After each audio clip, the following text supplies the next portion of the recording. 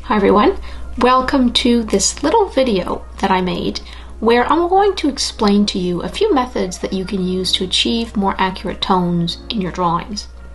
I've been getting a few questions this week about how to achieve more accurate tones, what pencils to use for what tones.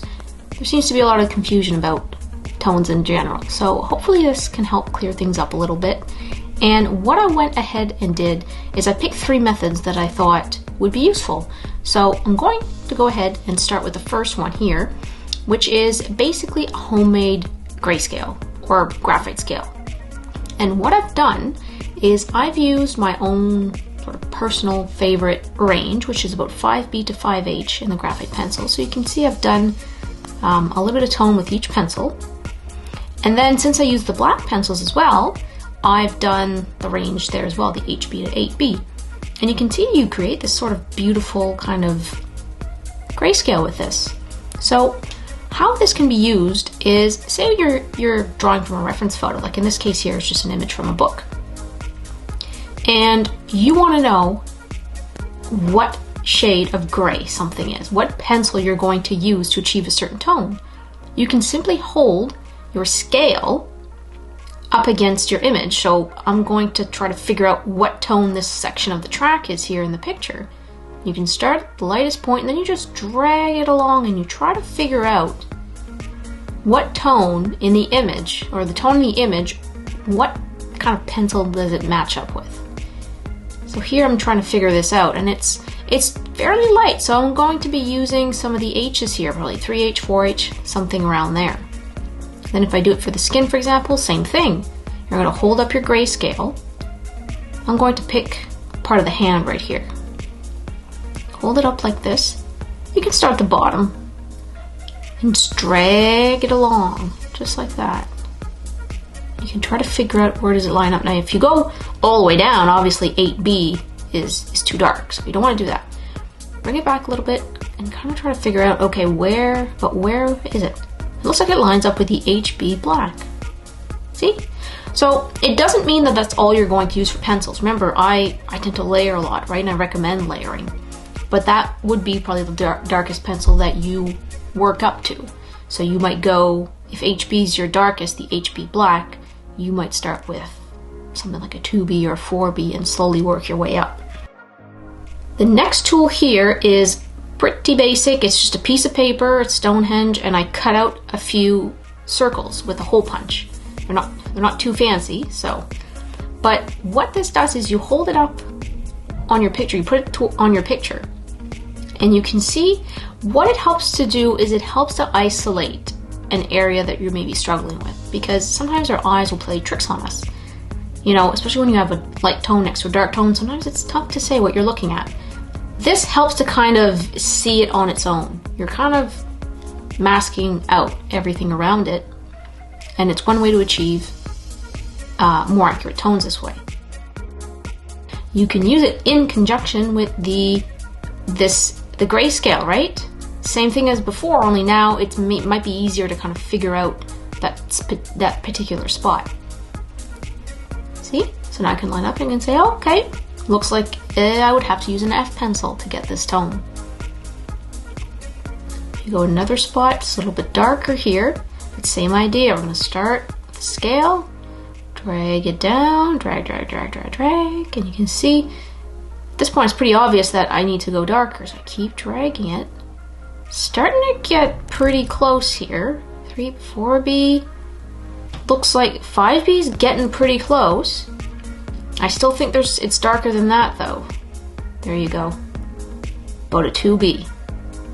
But since 5B was close as well, then you're probably looking at the high B graphite pencils to say maybe you do your first layer, and then you would build up to your darker. If you go into the blacks, then that tone that you settle in on, that would be the one that you would have to add as a final layer. On to the third method, and this here is Procreate for the Apple iPad. Now, I know a lot of people have mobile devices, computers, tablets. A lot of people now have their digital images, their photo reference on these devices. And what you can do on these devices. Most sort of photo editing softwares or paint programs will have this basic feature. And what this feature does, show you here, you can select an area in your image.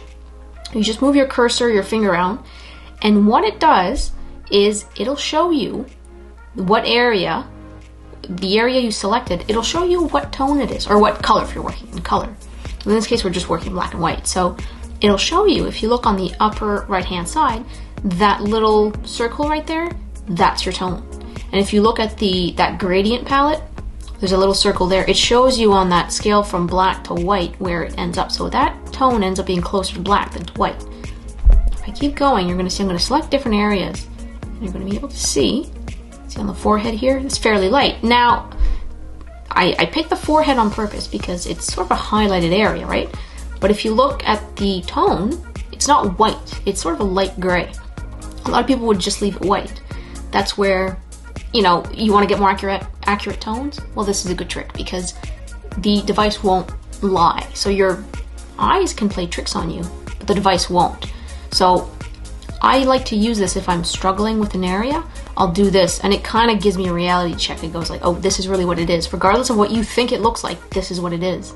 So you can kind of trust that little tone selection to get more accurate tones if you're kind of struggling. Now this is going to be a fun one. I'm going to pick the eye. See, the eye is very light as well. It's almost as light as the forehead, but look at this. Pause it right here. Look at this. Look at that gray tone. Look how dark that is. That's the white of the eyes. I've said many times in my previous tutorials that the white of the eyes are it's very rare that they're left white. Well, look at this. This is it's a gray that is closer to black than it is to white, and that's in the white of the eyes.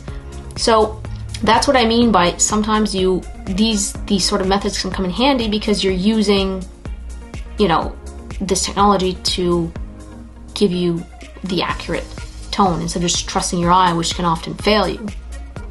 So I did the eye thing on purpose because I think a lot of people, even for myself, I don't think I would have guessed that dark of a tone. And that's where you can go wrong in many, many places when you just draw what you think you know rather than what you actually see. And in this case, this shows you the true tone, which is really nice. So just thought I'd share that with you today. I hope you liked it. Hopefully you can maybe use one of these methods if you're struggling with tones. The first two are kind of low tech. Anybody can do those. And then the last one, a lot of people are on devices nowadays. So if you're using, you know, some technology to view your reference photo and you can kind of do this technique as well, it works really, really well. So there's kind of nobody's left out here, whether you have a tablet or whether you don't, or a computer or you don't, then even the first method with the punch hole and the scale, I think works wonderfully. So yeah, hope you can take away something from this video and use it for your drawing, and hopefully it improves your tones, because accurate tones are very, very important in realistic drawings. So yeah, hope you enjoyed it, and we will see you in the next video. Thanks for watching.